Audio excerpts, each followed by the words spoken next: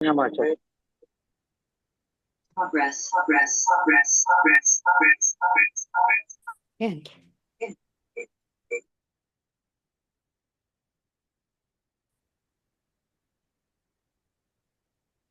ಹರೇ ನಮ ಆಚಾರ್ಯ ನಮಸ್ಕಾರ.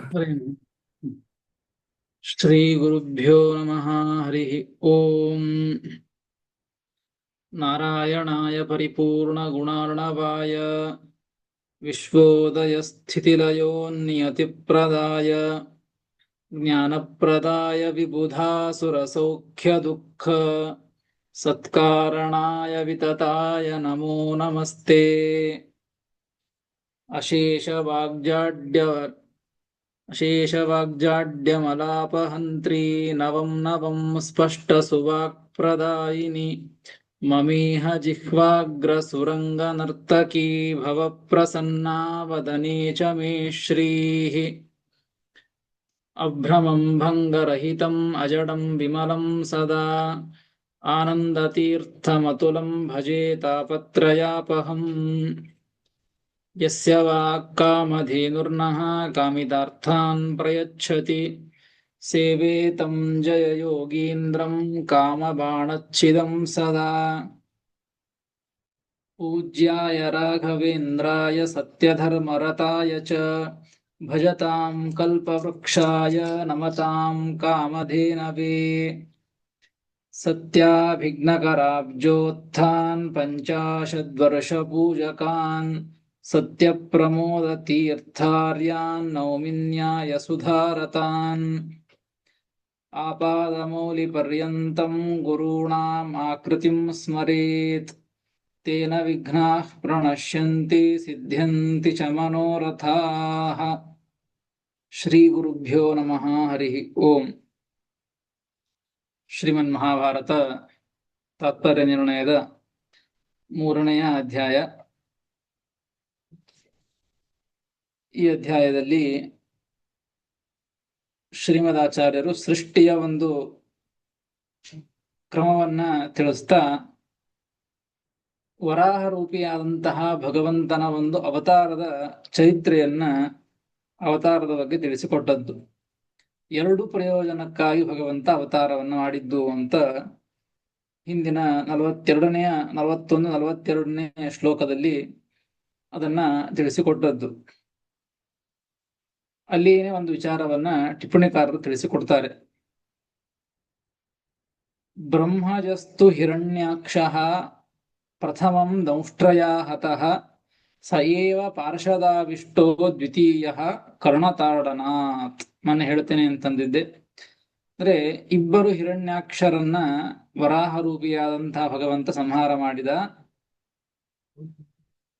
ಆದಿ ಹಿರಣ್ಯಾಕ್ಷನನ್ನು ಸಂಹಾರ ಮಾಡಿದ್ದು, ದ್ವಿತೀಯ ಮಗ ಇವನನ್ನು ಸಂಹಾರ ಮಾಡಿದ್ದು. ಅದಕ್ಕಾಗಿ ಶ್ರೀಮದಾಚಾರ್ಯರು 42ನೇ ಶ್ಲೋಕದಲ್ಲಿ ಹೇಳಿದ್ದು ಪೂರ್ವ ಹತೋಬ್ಜೋದ್ಭವ, ಪೂರ್ವದಲ್ಲಿ ಹತನಾದಂಥವನು ಇವನು ಬ್ರಹ್ಮದೇವರ ಮಗ ಅಂತ ತಿಳಿಸಿಕೊಟ್ಟದ್ದು. ಆ ಹಿರಣ್ಯಾಕ್ಷನನ್ನ ಭಗವಂತ ಹೇಗೆ ಸಂಹಾರ ಮಾಡಿದ ಅಂತ ಒಂದು ಟಿಪ್ಪಣಿಕಾರರು ಒಂದು ಪ್ರಮಾಣವನ್ನ ಉದಾಹರಣೆ ಮಾಡಿ ತಿಳಿಸಿಕೊಡ್ತಾರೆ. ಬ್ರಹ್ಮಜಸ್ತು ಹಿರಣ್ಯಾಕ್ಷ, ಬ್ರಹ್ಮದೇವರಿಂದ ಹುಟ್ಟಿದಂತಹ ಹಿರಣ್ಯಾಕ್ಷ ಪ್ರಥಮಂ ದಂಷ್ಟ್ರಯಾ ಹತಃ, ಮೊಟ್ಟ ಮೊದಲಿಗೆ ಆ ವರಾಹದೇವರ ದಂಷ್ಟ್ರ ಹಲ್ಲು, ಆ ಹಲ್ಲಿನಿಂದ ಆ ಹಿರಣ್ಯಾಕ್ಷನನ್ನ ಸಂಹಾರ ಮಾಡಿದ್ದು ಅಂತ ತಿಳಿಸಿಕೊಡುತ್ತಾರೆ. ಸಯೇವ ಪಾರ್ಷದಾವಿಷ್ಟೋ ದ್ವಿತೀಯ ಕರ್ಣತಾಡನಾತ್. ನೋಡ, ಅದೇ ಹಿರಣ್ಯಾಕ್ಷನೇ, ಬ್ರಹ್ಮದೇವರಿಂದ ಯಾರು ಹುಟ್ಟಿದ್ದು ಹಿರಣ್ಯಾಕ್ಷ ಎಂಬುವಂಥ ಅಸುರ, ಅದೇ ಅಸುರನೇ ಮತ್ತೆ ದ್ವಿತೀಯ ಮಗನಾದಂತಹ ಈ ಹಿರಣ್ಯಾಕ್ಷ ಅಂತ ಏನು ಹುಟ್ಟಿರ್ತಾನೋ ಆ ಹಿರಣ್ಯಾಕ್ಷನೊಳಗೆ, ಆ ಮೊದಲಿಗೆ ಹುಟ್ಟಿದಂಥ ಹಿರಣ್ಯಾಕ್ಷ ಇವನೊಳಗೆ ಪ್ರವೇಶ ಮಾಡಿರ್ತಾನೆ. ವಿಜಯನೂ ಒಳಗೆ ಇದ್ದಾನೆ ಮತ್ತು ಈ ಹಿರಣ್ಯಾಕ್ಷನ ಅಸುರನ ಆವೇಶವೂ ಇದೆ ಅಂತ ಹೇಳ್ತಾರೆ. ಸಯೇವ ಪಾರ್ಷದಾವಿಷ್ಟ, ಅದೇ ಅಸುರನೇ ಈ ಪಾರ್ಷದ ಅಂದ್ರೆ ಸೇವಕ, ಭಗವಂತನ ಅದು ದ್ವಾರಪಾಲಕರು, ಜಯ ವಿಜಯರು, ಅದರೊಳಗಿರ್ತಕ್ಕಂಥ ವಿಜಯ. ಆ ವಿಜಯನೊಳಗೆ ಆವಿಷ್ಟ, ಆವಿಷ್ಟನಾದವನಿವನು. ಯಾರು? ಈ ಎರಡನೇ ಹಿರಣ್ಯಾಕ್ಷ ದ್ವಿತೀಯ ಪುತ್ರ ಹಿರಣ್ಯಾಕ್ಷ, ಅವನೊಳಗೂ ಆದಿ ಹಿರಣ್ಯಾಕ್ಷ ಇದ್ದಾನೆ. ಅವನನ್ನ ಹೇಗೆ ಸಂಹಾರ ಮಾಡಿದ್ದು ಅಂದ್ರೆ ದ್ವಿತೀಯ ಕರ್ಣತಾಡನಾಥ್, ಕಿವಿಗೆ ತಾಡನ ಮಾಡಿದ ಭಗವಂತ, ವರಾಹರೂಪಿಯಾದಂತಹ ಭಗವಂತ ಕರ್ಣಕ್ಕೆ ಕಿವಿಗೆ ತಾಡನ ಮಾಡುವುದರಿಂದ ಆ ಹಿರಣ್ಯಾಕ್ಷನನ್ನ ಸಂಹಾರ ಮಾಡಿದ್ದು. ಮೊದಲನೇ ಹಿರಣ್ಯಾಕ್ಷನನ್ನ ಹಲ್ಲುಗಳಿಂದ ಸಂಹಾರ ಮಾಡಿದ್ದು, ಎರಡನೇ ಹಿರಣ್ಯಾಕ್ಷನನ್ನ ಕಿವಿಗೆ ಹೊಡೆದು ಸಂಹಾರವನ್ನ ಮಾಡಿದ್ದು. ಮೊದಲನೇ ಹಿರಣ್ಯಾಕ್ಷನನ್ನ ಸಂಹಾರ ಮಾಡಿದ್ದು ಯಾಕೆ ಅಂದ್ರೆ ಸ್ವಯಂ ಭೂಮಿ ಮುಳುಗಿತ್ತು, ಅಂತಹ ಭೂಮಿಯನ್ನ ಉದ್ಧಾರ ಮಾಡುವಾಗ ಇವನು ತಡೆದ ಹಿರಣ್ಯಾಕ್ಷ, ಅದಕ್ಕೆ ಅವನನ್ನ ಹಲ್ಲಿನಿಂದ ಸಂಹಾರ ಮಾಡಿದ. ಎರಡನೇ ಬಾರಿ ಅದನ್ನ ಹೇಳ್ತಾರೆ ದ್ವಿತೀಯಂ ತೇನ ಮಜ್ಜಿತಂ, ಎರಡನೇ ಬಾರಿ ಈ ಹಿರಣ್ಯಾಕ್ಷ ದ್ವಿತೀಯ ಪುತ್ರನೇ ಆ ಭೂಮಿಯನ್ನ ಮುಳುಗಿಸಿ ಇಟ್ಟಿದ್ದ. ಅದಕ್ಕಾಗಿ ಅಲ್ಲಿ ವರಾಹದೇವರು ತೆಗೆದುಕೊಂಡು ಬರುವಾಗ ಇವನು ಅಡ್ಡಿಪಡಿಸಿದ. ಆಗ ಕರ್ಣಕ್ಕೆ ತಾಡನವನ್ನ ಮಾಡಿದರು, ಕಿವಿಗೆ ಹೊಡೆದು ಆ ಹಿರಣ್ಯಾಕ್ಷನನ್ನ ಸಂಹಾರ ಮಾಡಿದ್ದು ಅಂತ ಈ ರೀತಿಯಾಗಿ ಹಿಂದಿನ ಶ್ಲೋಕದ ಒಂದು ವಿಚಾರವನ್ನ ತಿಳಿಸಿಕೊಟ್ಟದ್ದು. ಇಷ್ಟು ವರಾಹ ರೂಪಿಯಾದಂತಹ ಭಗವಂತನ ಒಂದು ವಿಚಾರವನ್ನ ತಿಳಿಸಿ ಮತ್ಸ್ಯಾವತಾರವನ್ನ ತಿಳಿಸಿಕೊಡ್ತಾರೆ. ಮತ್ಸ್ಯಾವತಾರಂ ಆಹ 43ನೆಯ ಶ್ಲೋಕ. ಅಥೋ ವಿಧಾತುರ್ಮುಖತೋ ವಿನಿಸೃತಾನ್ ವೇದಾನ್ ಹಯಾಸ್ಯೋ ಜಗೃಹೇ ಸುರೇಂದ್ರಃ ನಿಹತ್ಯ ತಂ ಮತ್ಸ್ಯ ವಪುರ್ಜುಗೋಪ ಮನುಂ ಮುನೀಂಸ್ತಾಂಶ್ಚ ದದೌ ವಿಧಾತುಃ. ಅಥೋ ವಿಧಾತುರ್ಮುಖತೋ ವಿನಿಸೃತಾನ್ ವೇದಾನ್ ಹಯಾಸ್ಯೋ ಜಗೃಹೇ ಸುರೇಂದ್ರಃ ನಿಹತ್ಯ ತಂ ಮತ್ಸ್ಯ ವಪುರ್ಜುಗೋಪ ಮನುಂ ಮುನೀಂಸ್ತಾಂಶ್ಚ ದದೌ ವಿಧಾತುಃ ಎಂಬುದಾಗಿ 43ನೆಯ ಶ್ಲೋಕ ಪದವಿಭಾಗ. ಅಥ ವಿಧಾತುಃ ಮುಖತಃ ವಿನಿಸೃತಾನ್ ವೇದಾನ್ ಹಯಾಸ್ಯಃ ಜಗೃಹೇ ಅಸುರೇಂದ್ರಃ ನಿಹತ್ಯ ತಂ ಮತ್ಸ್ಯವಪುಃ ಜುಗೋಪ ಮನುಂ ಮುನೀನ್ ತಾನ್ ಚ ದದೌ ವಿಧಾತುಃ ಎಂಬುದಾಗಿ ಪದವಿಭಾಗ. ಅನಂತರ ಮತ್ತೊಂದು ಅವತಾರವನ್ನ ತಿಳಿಸ್ತಾ ಇದ್ದಾರೆ. ಹಯಾಸ್ಯಃ ಅಸುರೇಂದ್ರಃ. ಹಯಾಸ್ಯಃ ಹಯಗ್ರೀವ ಅಂತ ಅರ್ಥ. ಹಯಗ್ರೀವ ಹೆಸರಿನ ಹಯಗ್ರೀವ ಎಂಬುವಂತಹ ಅಸುರೇಂದ್ರ ದೈತ್ಯ ಶ್ರೇಷ್ಠ, ದೈತ್ಯರೊಳಗೆ ಇವನು ಇನ್ನೂ ಉತ್ತಮ ಅಂದ್ರೆ ಇನ್ನೂ ಕೆಟ್ಟ ಕೆಲಸ ಮಾಡೋದ್ರೊಳಗೆ ಉತ್ತಮ ಅಂತ ಅರ್ಥ. ಅದಕ್ಕೆ ಅವರನ್ನು ಶ್ರೇಷ್ಠ, ದೈತ್ಯರೊಳಗೆ ಶ್ರೇಷ್ಠ ಅಂತ ಕರೆಯೋದು. ದೇವತೆಗಳಲ್ಲಿ ಯಾರು ಒಳ್ಳೆಯ ಕೆಲಸಗಳನ್ನ ಸಾಧನೆಗಳನ್ನ ಮಾಡಿರ್ತಾರೋ ಅವರನ್ನ ಉತ್ತಮ ಅಂತ ಕರೆದರೆ, ದೈತ್ಯರೊಳಗೆ ಯಾರು ಇನ್ನು ಜಾಸ್ತಿ ಕೆಟ್ಟ ಕೆಲಸವನ್ನ ಮಾಡ್ತಾ ಇರ್ತಾರೋ ಅವರನ್ನ ಶ್ರೇಷ್ಠ, ಉತ್ತಮ ಅಂತ ಕರೆಯೋದು. ಹೀಗಾಗಿ ಈ ಹಯಗ್ರೀವ ಎಂಬುವಂತಹ ಸುರ ದೈತ್ಯ ಶ್ರೇಷ್ಠ ಇವನು. ಇವನೇನ್ ಮಾಡಿದ ಅಂದ್ರೆ ವಿಧಾತುಃ ಮುಖತಃ ವಿನಿಸೃತಾನ್ ವೇದಾನ್ ಜಗೃಹೇ. ವಿಧಾತುಃ ಮುಖತಃ ಬ್ರಹ್ಮದೇವರ, ಚತುರ್ಮುಖ ಬ್ರಹ್ಮದೇವರ ಮುಖದಿಂದ ಹೊರಗೆ ಬಂದಂತಹ ವೇದಗಳನ್ನ ಜಗೃಹೇ, ಆ ವೇದಗಳನ್ನ ಇವನು ಅಪಹಾರ ಮಾಡಿದ. ಅದನ್ನ ಟಿಪ್ಪಣಿಕಾರರು ಅನೇಕರು ತಿಳಿಸಿಕೊಡ್ತಾರೆ. ವೇದಾನ್, ವೇದಗಳನ್ನ ಅಪಹಾರ ಮಾಡಿದ ಅಂದ್ರೆ ವೇದಗಳನ್ನ ಅಪಹಾರ ಮಾಡ್ಲಿಕ್ಕೆ ಬರೋದೇ ಇಲ್ಲ. ವರ್ಣಾತ್ಮಕವಾದದ್ದು, ವರ್ಣಾತ್ಮಕವಾದದ್ದನ್ನ ಅವುಗಳನ್ನ ಅಪಹಾರ ಮಾಡ್ಲಿಕ್ಕೆ ಬರೋದಿಲ್ಲ. ಹೀಗಾಗಿ ಅಪಹಾರ ಮಾಡುವಂಥವುಗಳು ಅಲ್ಲ ಅವು. ಹೀಗಾಗಿ ವೇದಗಳನ್ನ ಅಪಹಾರ ಮಾಡಿದ ಅಂತಂದ್ರೆ ವೇದಾನ್, ದೇಹಧಾರಿಣ ವೇದಾನ್, ದೇಹವನ್ನ ಧಾರಣೆ ಮಾಡಿದಂತಹ ವೇದಗಳನ್ನ ಅಂದ್ರೆ ವೇದಾಭಿಮಾನಿ ದೇವತೆಗಳನ್ನ ಅಂತ ಅರ್ಥ. ಅವರನ್ನ ಜಗೃಹೆ ಅಪಹಾರವನ್ನ ಮಾಡಿದ. ಅಂತಹ ಪ್ರಸಂಗದಲ್ಲಿ ಮತ್ಸ್ಯವಪುಹು ತಂ ಹಯಾಸ್ಯಂ ನಿಹತ್ಯ, ಮತ್ಸ್ಯರೂಪಿಯಾದಂತಹ ಮತ್ಸ್ಯ ರೂಪದ ಒಂದು ದೇಹವನ್ನ ಅವತಾರವನ್ನ ತಾಳಿದಂತಹ ಆ ಭಗವಂತ ಮತ್ಸ್ಯವಪುಹು ತಂ ನಿಹತ್ಯ, ಆ ಹಯಗ್ರೀವಾಸುರನನ್ನ ಸಂಹಾರ ಮಾಡಿ, ಅಷ್ಟೇ ಅಲ್ಲ ಆ ಹಯಗ್ರೀವಾಸುರ ಅನೇಕ ದೇವತೆಗಳಿಗೆ, ಮುನಿಗಳಿಗೆ, ಋಷಿಗಳಿಗೆ, ಮನುವಿಗೂ ಕೂಡ ಬಹಳ ಬಾಧೆಯನ್ನ ಮಾಡ್ತಾ ಇದ್ದ ಅಂತಹ ದೊಡ್ಡ ಅಸುರ ಅವನು. ಹೀಗಾಗಿ ಆ ಬ್ರಹ್ಮದೇವರಿಂದ ಹೊರಬಂದಂತಹ ವೇದಗಳನ್ನ, ವೇದಾಭಿಮಾನಿ ದೇವತೆಗಳನ್ನ ತೆಗೆದುಕೊಂಡು ಹೋಗಿದ್ದ ಮತ್ತು ಮನುಗಳಿಗೂ ಎಲ್ಲರಿಗೂ ತೊಂದರೆಯನ್ನು ಕೊಡ್ತಾ ಇದ್ದ. ಹೀಗಾಗಿ ಅಂತಹ ಪ್ರಸಂಗದಲ್ಲಿ ಮೊಟ್ಟ ಮೊದಲಿಗೆ ಆ ಅಸುರನನ್ನ ಸಂಹಾರ ಮಾಡಿದರು ಭಗವಂತ. ಮತ್ಸ್ಯರೂಪಿಯಾದಂತಹ ಭಗವಂತ ಸಂಹಾರವನ್ನ ಮಾಡಿ ಮುನೀನ್ ಸಪ್ತ ಋಷೀನ್ ಜುಗೋಪ, ಮನುವನ್ನ ವೈವಸ್ವತ ಮನು ಅಂತ, ಆ ವೈವಸ್ವತ ಇದ್ದಂತಹ ಮನ್ವಂತರ, ಆ ವೈವಸ್ವತ ಮನ್ವಂತರಕ್ಕೆ ಅಧಿಪತಿಯಾದಂತಹ ವೈವಸ್ವತ ಮನು, ಸೂರ್ಯನ ಮಗ. ವಿವಸ್ವಾನ್ ಅಂದ್ರೆ ಸೂರ್ಯ, ವಿವಸ್ವತನ ಮಗ ವೈವಸ್ವತ, ಸೂರ್ಯನ ಮಗ ವೈವಸ್ವತ ಮನು. ಅಂತಹ ವೈವಸ್ವತ ಮನುವನ್ನ ಮತ್ತು ಸಪ್ತ ಋಷಿಗಳನ್ನ ಜುಗೋಪ, ರಕ್ಷಣೆಯನ್ನ ಮಾಡಿದ ಭಗವಂತ ಪ್ರಸಂಗದಲ್ಲಿ. ಅಷ್ಟೇ ಅಲ್ಲ, ಸಂಹಾರ ಮಾಡಿದ್ದನಲ್ಲ, ಆ ಮತ್ಸ್ಯರೂಪಿಯಾದಂತಹ ಭಗವಂತ ಹಯಗ್ರೀವಾಸುರನನ್ನ ಸಂಹಾರ ಮಾಡಿದ್ದ. ಆ ಹಯಗ್ರೀವಾಸುರ ಆ ವೇದಾಭಿಮಾನಿ ದೇವತೆಗಳನ್ನ ಅಪಹಾರ ಮಾಡಿಕೊಂಡು ಹೋಗಿದ್ದ. ಮತ್ತೆ ಆ ಎಲ್ಲ ವೇದಾಭಿಮಾನಿ ದೇವತೆಗಳನ್ನ, ವೇದಗಳನ್ನ ವಿಧಾತುಹು ದದೌ, ಆ ಬ್ರಹ್ಮದೇವರಿಗೆ ತಂದು ಒಪ್ಪಿಸಿದ, ಬ್ರಹ್ಮದೇವರಿಗೆ ತಂದು ಕೊಟ್ಟ.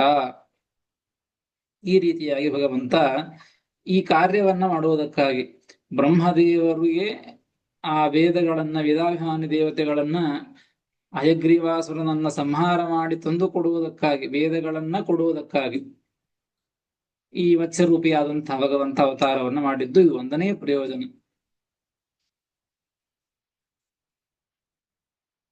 ಶ್ಲೋಕದಲ್ಲಿ ತಿಳಿಸಿಕೊಟ್ಟದ್ದು. ಇನ್ನು ಮುಂದಿನ ಶ್ಲೋಕದಲ್ಲಿ ಮನ್ವಾದಿ ಗೋಪನಂ ವಿಷದಯತಿ. ಹಿಂದೆ ಹೇಳಿದ್ದು ಮನುವನ್ನ ರಕ್ಷಣೆ ಮಾಡಿದ ಭಗವಂತ ಮುನಿಗಳನ್ನು ರಕ್ಷಣೆ ಮಾಡಿದ ಅಂತ ಹೇಳಿದ್ದು. ಆ ಮನುವನ್ನ, ಮುನಿಗಳನ್ನ ಹೇಗೆ ರಕ್ಷಣೆ ಮಾಡಿದ, ಅವರನ್ನು ರಕ್ಷಣೆ ಮಾಡಿದ ಅಂದ್ರೆ ಯಾವ ರೀತಿಯಾಗಿ ರಕ್ಷಣೆ ಮಾಡಿದ ಭಗವಂತ, ಅದನ್ನೇ ವಿಸ್ತಾರವನ್ನ ಮುಂದಿನ ಶ್ಲೋಕದಲ್ಲಿ ಮಾಡ್ತಾರೆ. 44ನೇ ಶ್ಲೋಕದಲ್ಲಿ ಮನ್ವಂತರ ಪ್ರಳಯೇ ಮತ್ಸ್ಯರೂಪೋ ವಿದ್ಯಾಮದಾತ್ಮನವೇ ದೇವದೇವಃ ವೈವಸ್ವತಾಯೋತ್ತಮ ಸಂವಿದಾತ್ಮಾ ವಿಷ್ಣೋ ಸ್ವರೂಪ ಪ್ರತಿಪತ್ತಿರೂಪಾ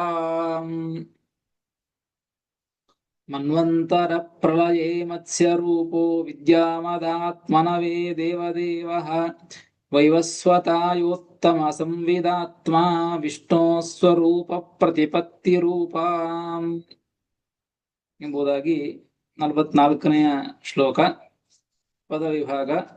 ಮನ್ವಂತರ ಪ್ರಳಯೇ ಮತ್ಸ್ಯರೂಪ ವಿದ್ಯಾಂ ಅದಾತ್ ಮನವೇ ದೇವದೇವಃ ವೈವಸ್ವತಾಯ ಉತ್ತಮ ಸಂವಿದಾತ್ಮಾ ವಿಷ್ಣೋಃ ಸ್ವರೂಪ ಪ್ರತಿಪತ್ತಿರೂಪಾ ಎಂಬುದಾಗಿ ಪದವಿಭಾಗ. ಮನ್ವಂತರ ಪ್ರಳಯೇ, ಮನ್ವಂತರದ ಪ್ರಳಯ, ಪ್ರತಿಯೊಂದು ಮನ್ವಂತರಕ್ಕೂ ಕೂಡ ಪ್ರಳಯ ಆಗ್ತದೆ. 71 ಮಹಾಯುಗಗಳು ಸೇರಿತು ಅಂದ್ರೆ ಒಂದು ಮನ್ವಂತರ ಅಂತ ಆಗ್ತದೆ. 4 ಯುಗಗಳು ಸೇರಿದೆ ಒಂದು ಮಹಾಯುಗ, ಅಂತಹ 71 ಮಹಾಯುಗಗಳಾದ್ರೆ ಒಂದು ಮನ್ವಂತರ ಅಂತ ಆಗ್ತದೆ. ಆ ಒಂದು ಮನ್ವಂತರಕ್ಕೂ ಕೂಡ ಪ್ರಳಯ ಅಂತ ಆಗ್ತದೆ. ಒಂದೊಂದು ರೀತಿಯಾದಂತಹ ಪ್ರಳಯವನ್ನ ತಿಳಿಸಿಕೊಟ್ಟಿದ್ದಾರೆ. ಇಲ್ಲಿ ಮನ್ವಂತರ ಪ್ರಳಯ ಸಮಯದೊಳಗೆ, ಮನ್ವಂತರ ಪ್ರಳಯ, ಆ ಪ್ರಳಯದಲ್ಲಿ, ಆ ಪ್ರಳಯ ಸಮಯದಲ್ಲಿ ದೇವದೇವ, ದೇವತೆಗಳಿಗೂ ಒಡೆಯನಾದಂತಹ, ದೇವತೆಗಳಿಗೂ ದೇವರಾದಂತಹ ಉತ್ತಮ ಸಂವಿದಾತ್ಮ, ಉತ್ತಮವಾದಂತಹ ಅಂದ್ರೆ ಉತ್ಕೃಷ್ಟವಾದಂತಹ ಸಂವಿತ್ ಜ್ಞಾನ, ಆ ಜ್ಞಾನವೇ ಶರೀರವಾಗಿ ಇದ್ದದ್ದು ಆ ಭಗವಂತನಿಗೆ ಅಂತ, ಭಗವಂತ ಅಂತ ಅರ್ಥ. ಉತ್ತಮ ಸಂವಿದಾತ್ಮ, ಉತ್ತಮವಾದಂತಹ ಜ್ಞಾನವನ್ನೇ ದೇಹವನ್ನಾಗಿ ಉಳ್ಳಂತಹ ಮತ್ಸ್ಯರೂಪ, ಮತ್ಸ್ಯರೂಪಿಯಾದಂತಹ ಭಗವಂತ ಅಂತ ಅರ್ಥ. ಈ ರೀತಿಯಾಗಿ ಹೇಳೋದರಿಂದ ಉತ್ತಮ ಸಂವಿದಾತ್ಮ, ಉತ್ತಮವಾದಂತಹ ಜ್ಞಾನವೇ ಶರೀರವಾಗಿ ಉಳ್ಳಂತಹ ಅಂತ ಹೇಳೋದರಿಂದ ಒಂದನ್ನು ಸೂಚನೆ ಮಾಡಿದಂತೆ ಆಗ್ತದೆ. ಜ್ಞಾನದಾನ ಸಾಮರ್ಥ್ಯಂ ಸೂಚಿತಂ, ಜ್ಞಾನವನ್ನ ದಾನ ಮಾಡುವಂತಹ ಸಾಮರ್ಥ್ಯ ಇವನಿಗೆ ಇದೆ ಅಂತ ಗೊತ್ತಾಗ್ತದೆ. ಯಾರಲ್ಲಿ ಏನಿರುತ್ತದೋ ಅವರಲ್ಲಿ ಆ ಒಂದು ಸಾಮರ್ಥ್ಯವನ್ನು ನಾವು ತಿಳಿದುಕೊಳ್ಳಬಹುದು. ಯಾವನಿಗೆ ಸ್ವಯಂ ತನಗೆ ಜ್ಞಾನವಿಲ್ಲವೋ ಅಂತಹ ಪ್ರಸಂಗದಲ್ಲಿ ಮತ್ತೊಬ್ಬರಿಗೆ ಜ್ಞಾನವನ್ನ ದಾನ ಮಾಡ್ತಾನೆ ಅಂದ್ರೆ ಅದು ಅಶಕ್ಯವಾದದ್ದು. ಹೀಗಾಗಿ ಭಗವಂತ ಜ್ಞಾನವನ್ನ ದಾನ ಮಾಡ್ತಾನೆ, ಜ್ಞಾನವನ್ನ ದಾನ ಮಾಡಿ ರಕ್ಷಣೆ ಮಾಡ್ತಾನೆ ಅಂತ ಹೇಳಬೇಕಾಗಿದೆ. ಮನುವಿಗೆ ಮತ್ತು ಮುನಿಗಳಿಗೆ ಜ್ಞಾನವನ್ನ ಕೊಟ್ಟು ಅವರನ್ನ ರಕ್ಷಣೆ ಮಾಡಿದ್ದು ಅಂತ ಹೇಳಬೇಕಾಗಿದೆ. ಹಾಗೆ ಹೇಳಬೇಕಾದ್ರೆ ಭಗವಂತನಿಗೆ ಜ್ಞಾನ ಇಲ್ಲ ಆಮೇಲೆ ಹೇಳ್ತಾನೆ ಅಂತ ಹೀಗೇನೋ ಒಂದು ಶಂಕೆ ಬರಬಾರದು. ಅದಕ್ಕೆ ತಿಳಿಸಿಕೊಟ್ಟದ್ದು ಶ್ರೀಮದಾಚಾರ್ಯರು, ಭಗವಂತನಿಗೆ ಜ್ಞಾನ ಇದೆ ಅಲ್ಲ, ಭಗವಂತನ ಶರೀರವೇ ಜ್ಞಾನಾತ್ಮಕವಾದದ್ದು. ಜ್ಞಾನಮೇವ ಆತ್ಮ, ಜ್ಞಾನ ಸ್ವರೂಪ ಭಗವಂತ. ಹೀಗಾಗಿ ಜ್ಞಾನ ಇದ್ದದ್ದು ಅಲ್ಲ, ಅವನೇ ಒಂದು ಜ್ಞಾನ ಸ್ವರೂಪ. ಹೀಗಾಗಿ ಜ್ಞಾನಮೇವ ಆತ್ಮ ದೇಹಂ ಸ್ವರೂಪಂ ವಾ ಯಸ್ಯ ಸಹ. ಅದಕ್ಕಾಗಿ ಈ ರೀತಿಯಾಗಿ ವಿಶೇಷಣವನ್ನ ಕೊಡೋದರಿಂದ ಭಗವಂತನಿಗೆ ಜ್ಞಾನವನ್ನ ಕೊಡುವಂತಹ, ಜ್ಞಾನ ದಾನ ಮಾಡುವಂತಹ ಸಾಮರ್ಥ್ಯ ಇದೆ ಅಂತ ಸೂಚನೆ ಮಾಡಿದಂತೆ ಆಗ್ತದೆ. ಒಟ್ಟಾರೆ ಏನಾಯ್ತು ಹಾಗಾದರೆ, ಮನ್ವಂತರ ಪ್ರಲಯದೊಳಗೆ ದೇವದೇವನಾದಂತಹ ಉತ್ತಮವಾದಂತಹ ಜ್ಞಾನಾತ್ಮಕವಾದಂತಹ ಶರೀರ ಇರುವಂತಹ ಮತ್ಸ್ಯರೂಪ, ಮತ್ಸ್ಯರೂಪಿಯಾದಂತಹ ಭಗವಂತ ಏನ್ ಮಾಡಿದ ಅಂತಂದ್ರೆ, ವಿಷ್ಣೋ ಸ್ವರೂಪ ಪ್ರತಿಪತ್ತಿ ರೂಪ, ಭಗವಂತನ ಸ್ವರೂಪವನ್ನ ತಿಳಿಸಿಕೊಡುವಂತಹ, ಭಗವಂತನ ಸ್ವರೂಪ ಏನು ಎಂಬುದನ್ನ ತಿಳಿಸಿಕೊಡುವಂತಹ ಯಥಾರ್ಥ ಜ್ಞಾನವನ್ನ ಹುಟ್ಟಿಸುವಂತಹ ಆ ವಿದ್ಯೆಯನ್ನ ವೈವಸ್ವತಾಯ ಮನವೇ ಅದಾತ್, ವೈವಸ್ವತ ಮನುವಿಗೆ ಉಪಲಕ್ಷಣೆಯ ಋಷಿಗಳಿಗೂ ಅಂತ ಇಟ್ಟುಕೊಳ್ಬೇಕು. ವೈವಸ್ವತ ಮನುವಿಗೂ ಮತ್ತು ಆ ಸಪ್ತರ್ಷಿಗಳಿಗೂ ಕೂಡ ಭಗವಂತ ಆ ಜ್ಞಾನವನ್ನ, ಮತ್ಸ್ಯರೂಪಿಯಾದಂತಹ ಭಗವಂತ ಜ್ಞಾನವನ್ನ ಕೊಟ್ಟ. ಏನ್ ಜ್ಞಾನವನ್ನ ಕೊಟ್ಟ? ತನ್ನ ಸ್ವರೂಪವನ್ನ, ತನ್ನ ಯಥಾರ್ಥ ಜ್ಞಾನವನ್ನ ಮಾಡಿಸಿಕೊಡುವಂತಹ ಅಂತಹ ಜ್ಞಾನವನ್ನ ಭಗವಂತ ಆ ಮನುವಿಗೂ ಋಷಿಗಳಿಗೂ ಕೂಡ ಆ ಜ್ಞಾನದ ಉಪದೇಶವನ್ನ ಮಾಡಿದ ಜ್ಞಾನವನ್ನ ಕೊಟ್ಟ ಅಂತ ಅರ್ಥ. ಹೀಗಾಗಿ ಈ ರೀತಿಯಾಗಿ ಅವರನ್ನ ರಕ್ಷಣೆ ಮಾಡಿದ. ಮನುವನ್ನ ಜ್ಞಾನ ಇಲ್ಲದೆ ಹೋದ್ರೆ ಬದುಕಲಿಕ್ಕೆ ಆಗೋದಿಲ್ಲ.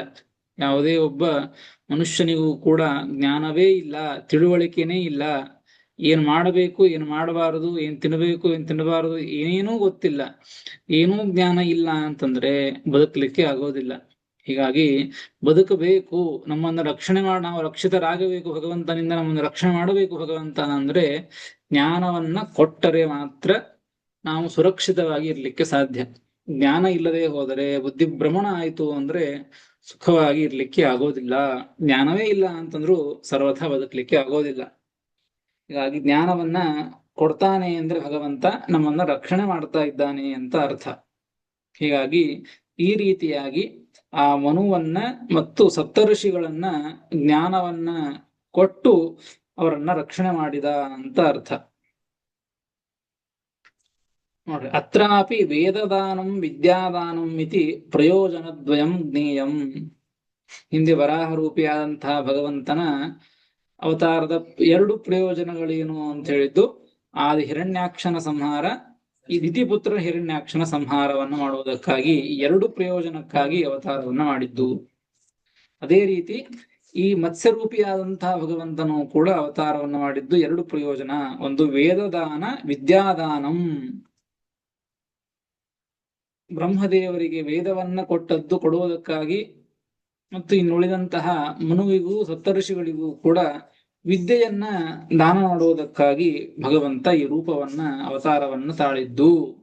ಈ ಪ್ರಯೋಜನಕ್ಕಾಗಿ, ಎರಡು ಪ್ರಯೋಜನಕ್ಕಾಗಿ ಭಗವಂತ ಅವತಾರವನ್ನ ಮಾಡಿದ್ದು ಅಂತ ತಿಳಿಸಿಕೊಡುತ್ತಾರೆ.